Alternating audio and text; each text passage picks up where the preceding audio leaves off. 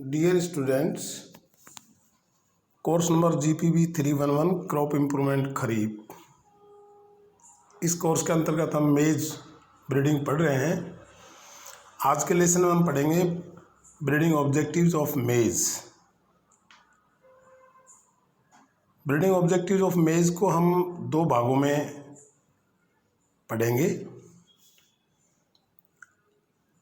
आज ईल्ड और उससे कंट्रीब्यूटिंग और रिलेटेड कैरेक्टर्स के बारे में पढ़ेंगे और अगले लेसन में, अगले वीडियो में हम breeding for nutritional quality and some other special traits की ब्रीडिंग ऑब्जेक्टिव्स के बारे में चर्चा करेंगे। तो कोई भी क्रॉप की ब्रीडिंग ऑब्जेक्टिव जब हम डिसाइड करते हैं तो ब्रीडर को एक प्लांट आइडियोटाइप, एक डिज़ाइन, एक फ्रेमवर्क, एक ब्लूप्रिंट तैयार करना होता है कि वो कैसी वैरायटी चाहता है, उसमें क्या क्या ट्रेड्स और कैरेक्टर्स को इनकॉर्पोरेट करना चाहता है, किस प्रकार का एरिया में वो इसके लिए जारी करना चाहता है वैरायटी को, क्या मार्केट डिमांड है, क्या फार्मर्स की लाइकिंग और डिसलाइकिंग है, इत्यादि बहुत सारे फैक्टर्स हैं, बहुत सारे कारक हैं जिनको ब्रीडर को अपने दिमाग में रखना चाहिए, अपने ध्यान में रखना चाहिए और रखते हैं। उसके अकॉर्डिंगली ही ब्रीडिंग ऑब्जेक्टिव्स डिसाइड करते हैं। सो लेट वी स्टार्ट मेज breeding objectives. Depends upon the farmers requirement, market forces and market demand, production level, constraints and cropping pattern of different agroclimatic zones. A breeder should have clearly defined the objectives to breed maize varieties, keeping in the view of present as well as future needs. The major objectives are: number 1, to breed the maize varieties with higher grain yield. Higher grain yield is the major and most important breeding objectives for any breeding program in maize as well as in other food crops. So yield is a complex trait and inherited quantitatively and influenced by several factors or environmental factors. So there are so many yield components which can be taken into consideration for developing a variety for higher grain yield. So plant ideotype for higher yield in maize should have or consider following desirable yield contributing components or yield contributing traits. ऐसे कौन कौन से कारक हैं जो indirectly और directly grain yield को प्रभावित करते हैं? उन सबको एक ब्रीडर को अपने प्रोग्राम में अपने ध्यान में रखना चाहिए और रखना पड़ेगा। Number 1, number of ears per plant. प्रत्येक पौधे में जो सिट्टे हैं या भुट्टे हैं या ईयर्स हैं उनकी संख्या, कर्नेल्स रो पर ईयर, कितनी उसमें पंक्तियां हैं दानों की, फिर कर्नेल नंबर्स पर रो, एक कर्नेल रो में कितने दाने हैं, टेस्ट वेट यानी जो दानों का वजन है, बोल्ड है कि नहीं है, shelling percentage, harvest index, nutrient uptake capacity, photosynthesis efficiency, translocation efficiency, sink size, transpiration and respiration scenario, good standability, standability increases in high input intensive mechanized agriculture, यानी ठीक प्रकार से फसल खड़ी रह सके फील्ड में और इंटेंसिव मैकेनाइज्ड एग्रीकल्चर को हम अडॉप्ट कर सकें तो ये भी एक हमारा मेजर ब्रीडिंग ऑब्जेक्टिव और इल्ड कंट्रीब्यूटिंग कैरेक्टर है। ओवरऑल अगर हम देखें तो good standability and high population density tolerance, these two factors are mainly considered for breeding higher grain yield।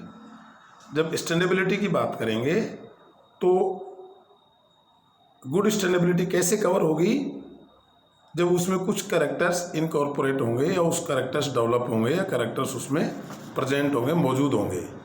तो उसके अंतर्गत जैसे well developed root system, strong and short stem, यानी वो गिरे नहीं, तो उसके लिए रूट सिस्टम मजबूत हो, जो उसका तना है वो भी मजबूत हो और शॉर्ट स्टेचर हो, यानी बहुत लंबा ना हो, और stay green up to maturity, यानी जब तक उसका पकाव बिंदु नहीं आए तब तक वो उसकी नाइट्रोजन एसिमिलेशन जो एफिशिएंसी है वो काम करती रहे, इसलिए स्टे ग्रीन बना रहे।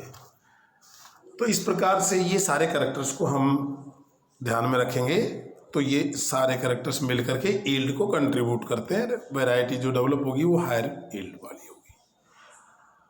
अब number 2 objective, to breed the variety with stability of performance.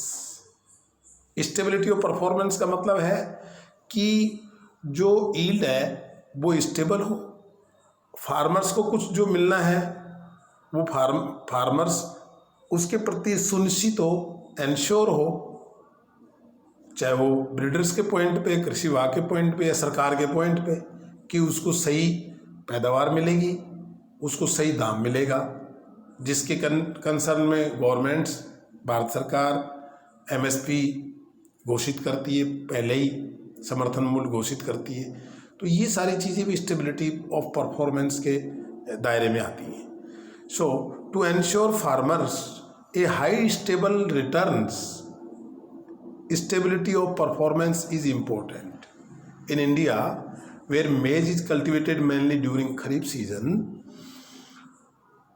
on rain-fed basis, and rainy season, as we know, is characterized by erratic and uncertain rains.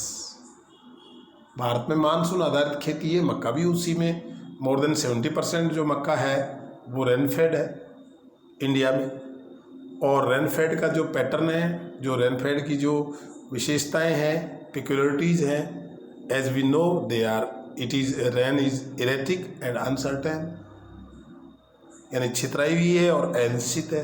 बारिश कब आएगी, कब चली जाएगी, मानसून कब स्टार्ट होगा, कब चला जाएगा, तो इन सब बातों को भी हमें ध्यान में रखना चाहिए। We have to breed cultivars which possess ability to perform well over a wide range of environments, including resistance or tolerance of different types of stresses. Next, among various yield components, earlier and wide adaptation over the environment is to be considered. Nowadays, more attention is being paid to specific adaptation to given environment. It may be easier to combine high yield with specific environment. यानी अब इन दिनों जो agroclimatic Jones है, Jones के आधार पे, state के आधार पे, और स्टेट में भी जोन के आधार पे जो वेराइटल डेवलपमेंट प्रोग्राम्स हैं वो इसी प्रकार से डिज़ाइन किए जा रहे हैं ताकि वो उस पर्टिकुलर एग्रोक्लाइमेटिक जोन में वैरायटी फिट बैठ जाए और एक स्टेबल यील्ड और स्टेबल परफॉर्मेंस और स्टेबल रिटर्न फार्मर को बराबर मिलता रहे।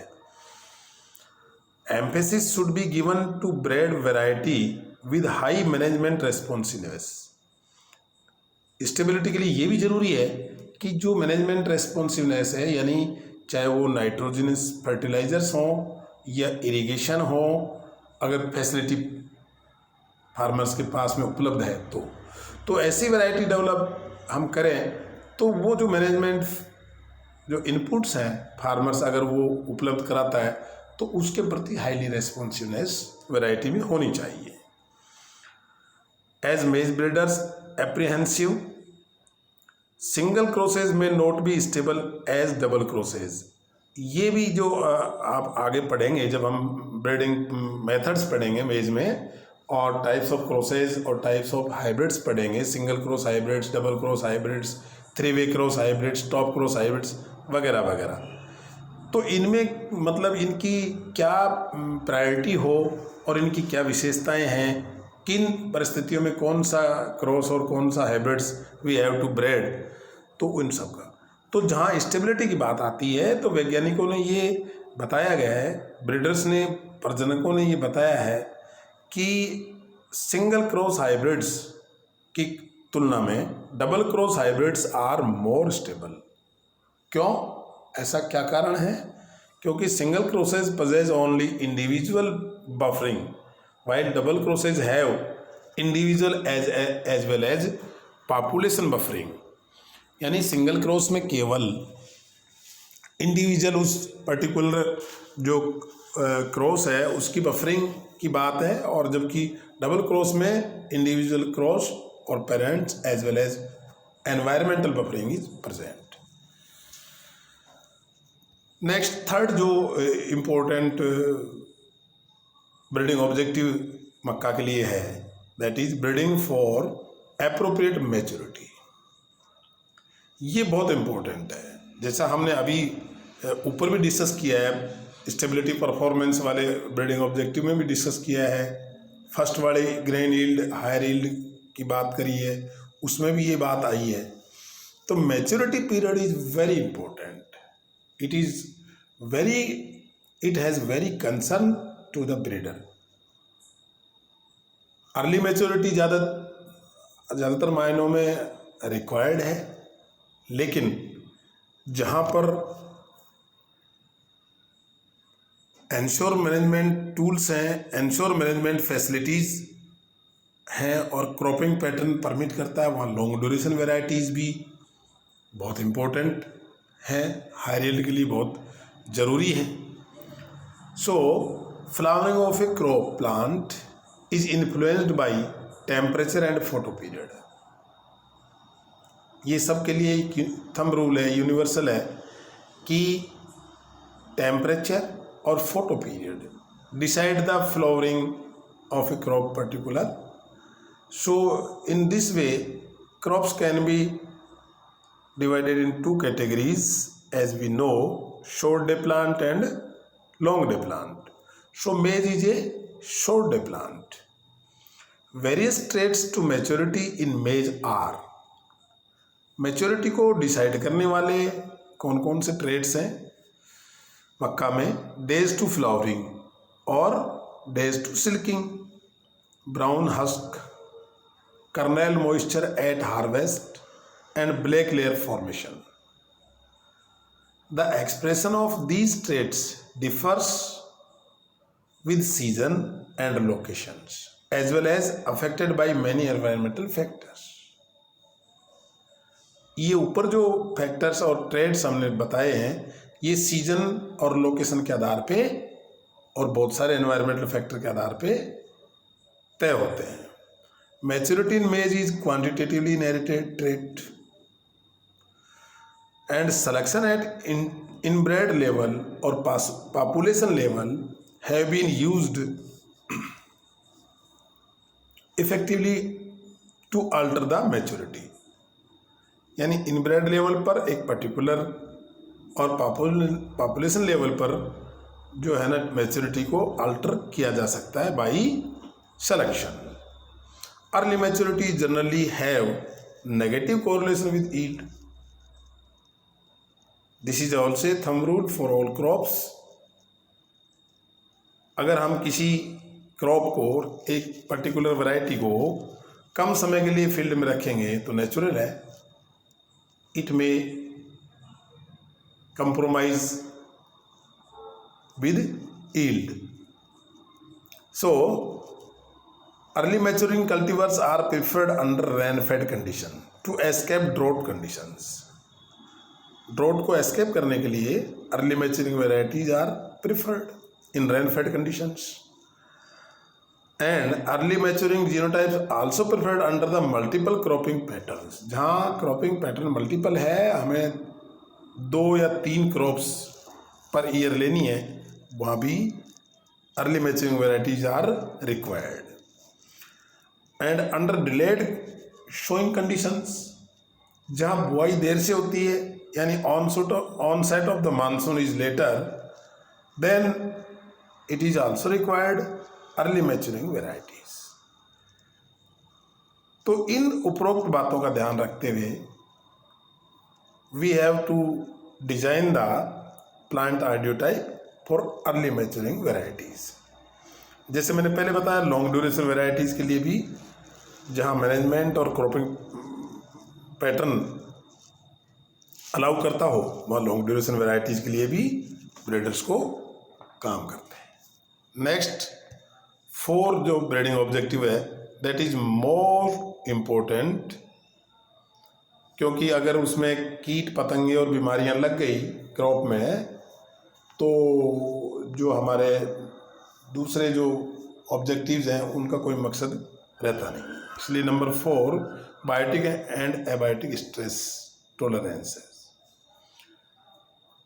बायोटिक से हम समझते हैं diseases, insect pest, and abiotic से मतलब है ड्रॉट है, हीट टॉलरेंस है, कोल्ड टॉलरेंस है, और जो सॉइल जो एफेडिक फैक्टर्स हैं, सॉइल प्रॉब्लमेटिक सॉइल्स हैं उनके प्रति, और नाइट्रोजन रेस्पॉन्सिवनेस है, या न्यूट्रिशनल अपटेक कैपेसिटी है, एट्सेट्रा. तो ये सब बायोटिक और एबायोटिक स्ट्रेसेस हम पढ़ेंगे. इन मेज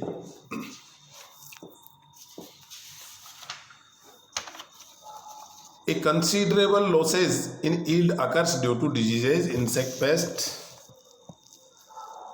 Besides these, drought, cold, waterlogging condition, low nitrogen levels, acidity in soils, etc. also are other stresses which are very important. So let we discuss about the number 1, A, that is disease resistance. मक्का में वैज्ञानिकों ने बताया कि करीबन 110 प्रकार की जो पादप रोग हैं वो इसके अंदर रिपोर्ट किए गए हैं at global level. More serious diseases are leaf blights, downy mildews. Downy mildew हमने बाजरा में भी डिस्कस किया है. बाजरा की बहुत ही डेंजरस बीमारी है. बाजरा के लिए बहुत एक कंस्ट्रेंट है, बाधा है, अवरोध है. Stalk rots and some types of rusts. ज़्यादातर केसेस में जो इनके प्रति रेजिस्टेंसनेस है वो क्वांटिटेटिवली इनहेरिटेड है, but in some cases they are inherited with oligogenes for resistance to diseases have been reported. Pedigree method in some cases for oligogenes inherited resistance, and most of the cases backcross breeding methods for quantitatively inherited crops or quantitatively inherited resistance traits. Backcross breeding methods have been successfully used to incorporate resistance to different diseases. Multiple disease resistance also emphasized. इन दिनों multiple disease resistance को भी वैज्ञानिकों ने और breeders ने बहुत consideration में ले रखा है. टोटल रिपोर्ट्स में बताया गया है कि 13.2% जो है ना नुकसान, वो मक्का के अंदर भिन्न भिन्न प्रकार की बीमारियों से रिपोर्ट किया गया है. Methods of creating artificial disease conditions are now available for downy mildew and for leaf blight and some other diseases. Improved composites and hybrids have been developed in India for developing resistance to most of the diseases. A peculiar example एक composite Pratap, प्रभात, नवजोत, ये composites हैं जो different disease के लिए tolerant हैं। और inbred lines have been reported for resistance to different diseases are CM104 and CM105। अब बात आती है insect pest resistance, breeding varieties of maize for insect pest resistance। So about 130 insect pest affects the maize crop। 130 प्रकार के कीट पतंगे मक्का में लगते हैं, जिनमें mainly stem borers, shoot flies, armyworms, jassids, thrips, white ants, pyrilla, grasshoppers, rootworms, earthworms, hairy caterpillars, leaf miners, etc. are the important in different agroclimatic Jones. उसी प्रकार से जैसे बीमारियों में भी इन इंसेक्ट रेजिस्टेंस के लिए भी quantitative inherited traits and in some cases oligogene inheritance have been reported for resistance to insect pest in the maize. In India spotted stem borer Chilopartylus is most serious pest for the maize। Antigua group 1 have been identified for resistance to this borer। For example, Ganga 5 hybrid have been developed using this line, Antigua group 1। Recurrent selection is used in some extent। Progress regarding development of resistance genotypes to insect pest is slower as compared to disease resistance due to lack of effective rearing methods of the insect and germplasm screening techniques। यानी जो resistance to disease है उसकी तुलना में resistance to insect paste के लिए जो screening techniques हैं और जो रियरिंग मेथड्स ऑफ इंसेक्ट है ये बहुत डिफ़िकल्ट है। इसलिए ये इसकी जो प्रोग्रेस है वो उतनी नहीं है जितनी हम वैरायटीज़ जो डिजीज रेजिस्टेंस के लिए करते हैं उतनी इसमें नहीं है। Now see draught tolerance, abiotic stress में आ रहे हैं अब अपन। तो ड्रोट टॉलरेंस बहुत ज़रूरी है। जैसा कि हमने पहले भी डिस्कस किया है कि 70% और उससे ज़्यादा जो मेज है इंडिया में that is grown under rain fade conditions. Adequate moisture availability is an important factor influencing maize production in almost all tropical and subtropical areas. ऐसे एरिया में बहुत इम्पोर्टेंट है। Effective utilization of drought adaptive traits requires a selection environment and screening procedure that best displays the genetic variation। यानी जो utilisation of drought adaptive traits, इसके लिए selection of environment and screening procedure, ये दो बहुत important factor हैं। और timing and level of the stress applied is very important. इसमें मुश्किल यही आती है कि पर्टिकुलर किस समय ड्रोट का अकरेंस होगा, किस समय सूखा आएगा, कौन से पीरियड में सूखा आएगा, क्रॉप के इनिशियल स्टेज में आएगा या लेटर स्टेज में आएगा या फ्लावरिंग स्टेज में आएगा, ये भी अनिश्चित है। क्योंकि जिस प्रकार से रेन फेड कंडीशन में हम बोते हैं तो उसमें अनिश्चितता का माहौल है। इसलिए इसमें बहुत सारी प्रॉब्लम्स और कॉम्प्लिकेशंस आते हैं ब्रीडर्स के लिए। Genetic differences for drought tolerance have been reported but breeding for this trait is difficult since expression of this trait is influenced by many factors including stages at which drought is occurs. जैसा हमने अभी discuss किया, the damage due to drought as well as heat is expressed as, क्या मतलब symptoms हो सकते हैं जिसके आधार पे हम कह सकते हैं कि ड्रॉट या heat injuries are going on the crop. तो इनमें जैसे top firing, tassel blast, poor seed set, very important, probably due to failure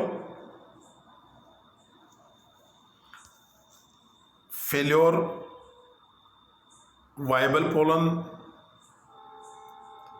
killing of pollen, drying of silks, or embryo sac abortion. Some morphological traits associated with drought tolerance which are reported by different breeders or scientists are, यानी वो कौन से morphological कुछ लक्षण हैं, कुछ characters हैं, कुछ ट्रेट्स हैं जो कि ड्रॉट टॉलरेंस के लिए आवश्यक हैं। तो synchronised male and female flowering, यानी जैसा हम जानते हैं मक्का प्रोटो एंड्रस कंडीशन रहती है, तो इसको हम सिंक्रोनाइज करें ताकि वो एक स्थिति से बचने की माध्यम बने, या रिड्यूस्ड एंथेसिस सिल्किंग इंटरवल्स, इनमें जो एक इंटरवल होता है उसको कम से कम किया जाए। Small tassels, small leaf area, adaptation to high plant density, well developed root system, leaf elongation during drought period, stomatal resistance to water loss, heat tolerance, seed germination and seedling growth at high osmotic pressure। इन सब में से anthesis, silking interval and number of ears per plant under drought are considered very important trait for selection of drought tolerance. अब इनमें किस तरह से selection करते हैं ड्रॉट टॉलरेंस के लिए? Recurrent selection have been used to develop germplasm suitable for counter the drought tolerance and low nitrogen at CMIT due to polygenic inheritance and influenced by environment of trait related to drought tolerance. Composites, Megha is an ideal example of drought tolerance in India, developed from indigenous germplasm. चौथा और last जो abiotic stress है that is cold tolerance. तो cold tolerance is an important breeding objective for temperate मेज। जो सर्दियों में या टेम्परेट जोन में जो मेज बोया जाता है, रबी में जो बोया जाता है, उसके लिए कोल्ड टॉलरेंस बहुत ज़रूरी है। To breed the variety with improved seed germination ability and quickly seedling growth in cold conditions, it will help the maize area at high altitude and non-conventional maize regions of northwest India, means in winter season. Genetic variability have observed for leaf yellowing, the most prevalent symptoms for non-freezing low temperature stress. Laboratory and field screening techniques have been developed to evaluate germplasm for cold tolerance. Recurrent selection have been found effective for identify the genotypes for cold tolerance. Example, composites Pratap 1 developed by recurrent selection in India for cold tolerance with higher grain yield and some other traits. So this is all about the breeding objectives of maize. अब इसके अलावा जो nutritional aspects और सम other special aspects से संबंधित जो breeding objectives है वो हम अगले वीडियो में यानी अगले लेसन में पढ़ेंगे। आज इतना ही पर्याप्त है। Thank you.